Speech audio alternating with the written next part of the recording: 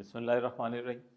First year students exercise 11.4 और exercise 11.4 का हम क्वेश्चन नंबर 5 जो है वो प्रूव करने जा रहे हैं।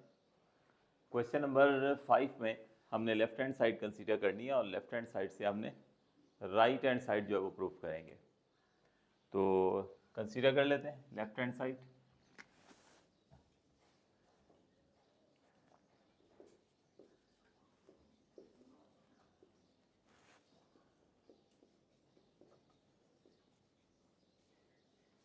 तो लेफ्ट हैंड साइड है हमारे पास 1/r² plus 1/r1² plus 1/r2² और प्लस 1/r3²।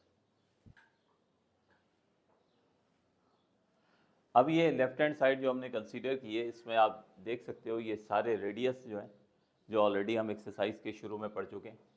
ये है हमारे पास इन रेडियस, उसका स्क्वायर है, और बाकी ये r1 r2 और r3 ये रेडियस ऑफ ई सर्कल है या रेडियस ऑफ स्क्राइब सर्कल है।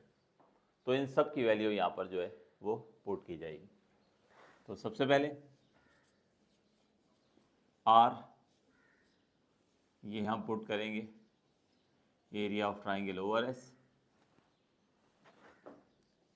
फिर r1 की वैल्यू पुट करेंगे area of triangle over S minus ए,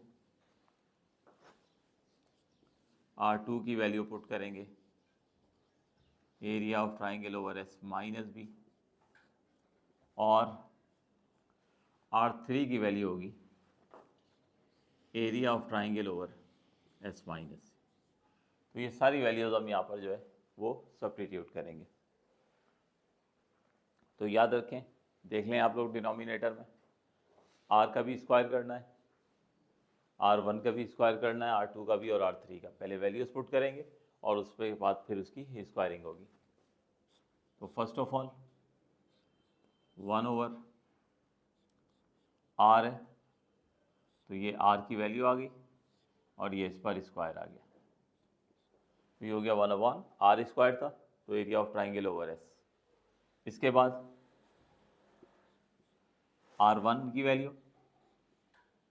तो ये हो जाएगा area of triangle over S minus A का होल स्क्वायर।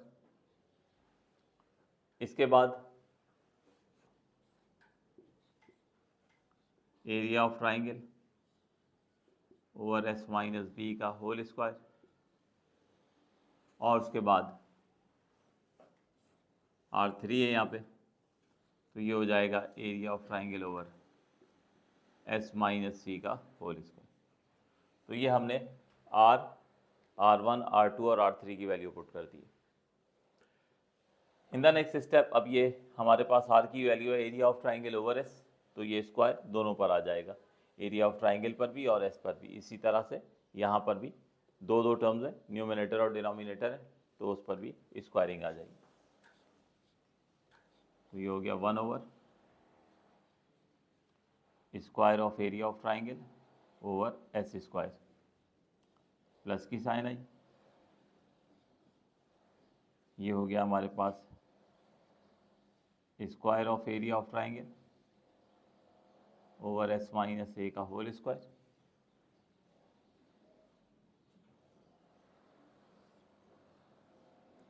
उसके बाद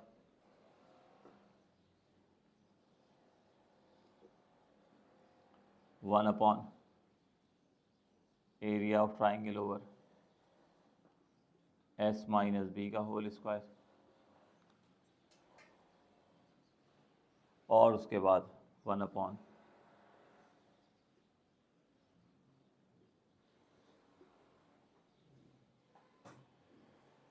upon square of area of triangle over S minus C का होल स्क्वायर। नेक्स्ट स्टेप में जब हमने ये वैल्यूज पुट कर दी, तो अब ये इस फ्रैक्शन को हम सिंप्लीफाई करेंगे। तो होगा ये कि ये एस स्क्वायर यहाँ से ऊपर शिफ्ट हो जाएगा।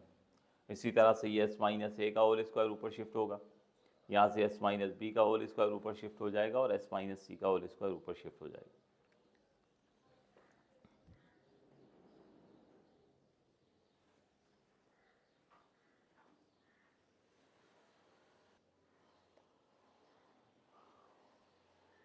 अब ये सारे फ्रैक्शन जो है ये सिंप्लीफाई हो चुके हैं। यहाँ से एस स्क्वायर ऊपर शिफ्ट हो गया, इसी तरह से एस माइनस ए का होल स्क्वायर ऊपर शिफ्ट हुआ, एस माइनस बी का होल स्क्वायर और एस माइनस सी का होल स्क्वायर। अब आप देख सकते हैं कि ये 4 हमारे पास फ्रैक्शन हैं और इनका होगा एलसीएम। और एलसीएम हमारे लिए उस वक्त बहुत आसान हो जाता है जब सारे डिनोमिनेटर सेम हो जाते हैं। तो क्या करते हैं कि बस नीचे आएगा हमारे पास square of area of triangle और ऊपर वाली सारी टर्म्स जो हैं वो ऐड हो जाएंगी। तो नेक्स्ट स्टेप करते हैं बाय टेकिंग एलसीएम।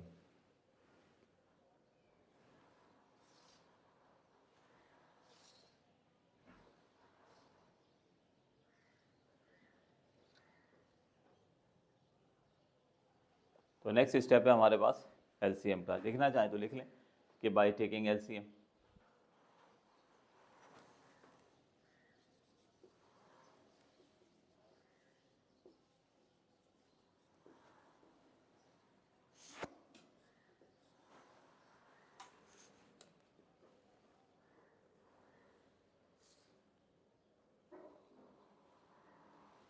तो जब एलसीएम लेंगे तो डिनोमिनेटर हमारे पास जो है वो आ जाएगा square of area of triangle denominator में, और ऊपर वाली सारी टर्म्स जो है S square, S minus A का whole square, S minus B का होल स्क्वायर और एस माइनस सी का होल स्क्वायर, ये ऐड अप हो जाएंगे। तो ये आ गया एस स्क्वायर, ये हो गया एस माइनस ए का होल स्क्वायर, फिर हो जाएगा एस माइनस बी का होल स्क्वायर और फाइनली एस माइनस सी का होल स्क्वायर। अब देखिए आपको जो राइट हैंड साइड प्रूफ करनी है उसमें डिनोमिनेटर में square of area of triangle चाहिए। इसका मतलब है डिनोमिनेटर हमारा सिंप्लीफाई हो गया है या हमारी रिक्वायरमेंट के मुताबिक जो है वो हमें मिल चुका है। तो अब हमने सिर्फ न्यूमिनेटर पे वर्क करना है। तो सिर्फ न्यूमिनेटर पे वर्क करके सिंप्लीफाई करके इससे ए स्क्वायर, बी स्क्वायर, सी स्क्वायर में कन्वर्ट करना है। तो नेक्स्ट स्टेप करते हैं। तो नेक्स्ट स्टेप में न्यूमिनेटर में जैसे यहाँ पर एस माइनस ए है, एस माइनस बी और एस माइनस सी है, तो यहाँ पे ए माइनस बी होल स्क्वायर के फार्मूलाज जो हैं वो हम अप्लाई करेंगे।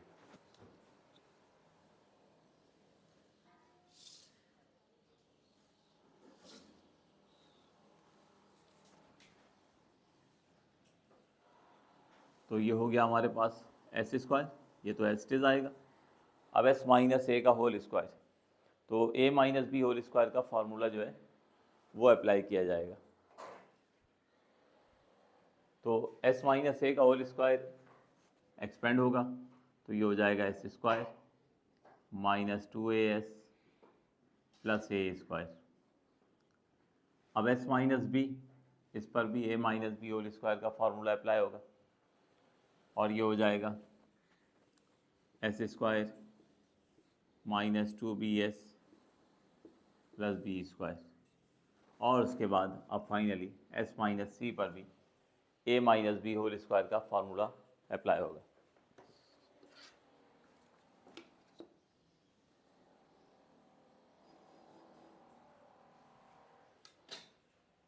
तो ये हो जाएगा S square minus 2cs plus C square over square of area of triangle. अब डिनोमिनेटर में कोई चेंजेस नहीं आनी है, वो एज इट इज, जैसा कि मैंने आपको बताया कि वो आखिर तक एज इट इज लेकर चलेंगे।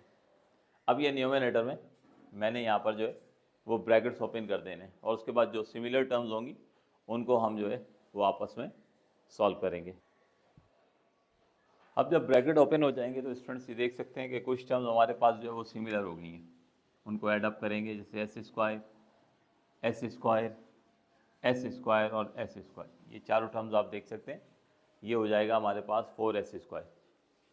इसी तरीके से माइनस 2as, माइनस 2bs और माइनस 2cs, ये एक जैसी टर्म्स हैं, इनको एक साथ लिख लेंगे और बाकी जो बच जाएगा वो ए स्क्वायर और बी स्क्वायर और सी स्क्वायर बच जाएगा, उनको हम एक साथ लिखेंगे। तो सिमिलर टर्म्स को अरेंज करते हैं। अब ये सिमिलर टर्म्स जो हैं वो हम उनको एडजस्ट कर चुके हैं। ये एस स्क्वायर की जो है ये 4 टर्म्स थी, 4s स्क्वायर हो गया, माइनस 2as, माइनस 2bs और माइनस 2cs, इनको एक साथ लिख दिया और बाकी बच जाने वाली ये टर्म्स हैं A square plus B square plus C square, इनको एक साथ लिख लिया। और दर हकीकत यही हमारी रिक्वायरमेंट है A square plus B square plus C square, right hand side में ये देख सकते हैं आप।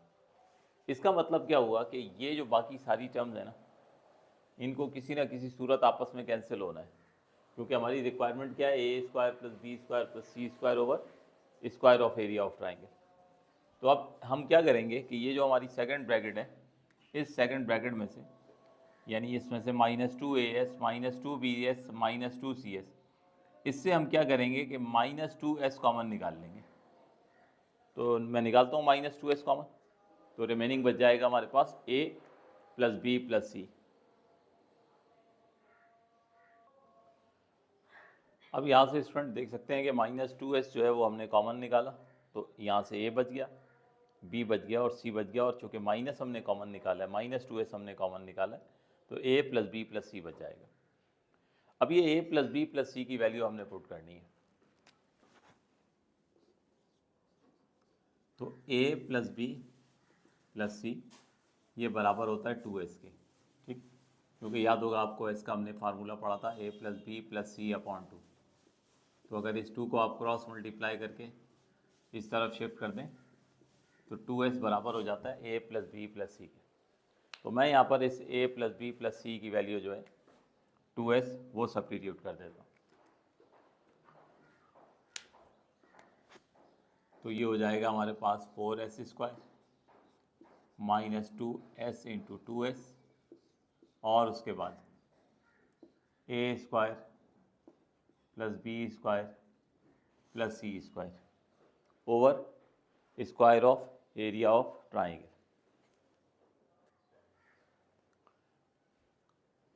अब जब हमने a plus B plus C को जो है वो 2s से रिप्लेस कर दिया, तो अब स्टूडेंट ये 2s से मल्टीप्लाई होगा और ये बन जाएगा हमारे पास 4s स्क्वायर।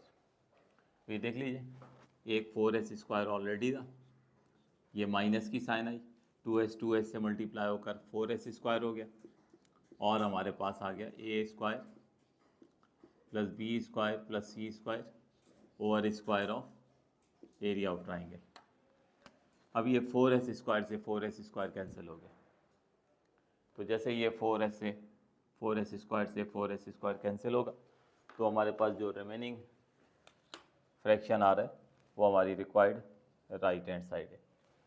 ये देख लीजिए, ये बच गया हमारे पास a square plus B square plus C square over square of area of triangle which is our required right hand side. तो चूँकि लेफ्ट हैंड साइड और राइट हैंड साइड इक्वल हैं, तो इसलिए हम ये कह सकते हैं कि हमारा क्वेश्चन प्रूव हो गया। तो होप्सो आप लोगों को ये क्वेश्चन समझ आ चुका होगा, बहुत ही इंपॉर्टेंट क्वेश्चन है, ठीक है।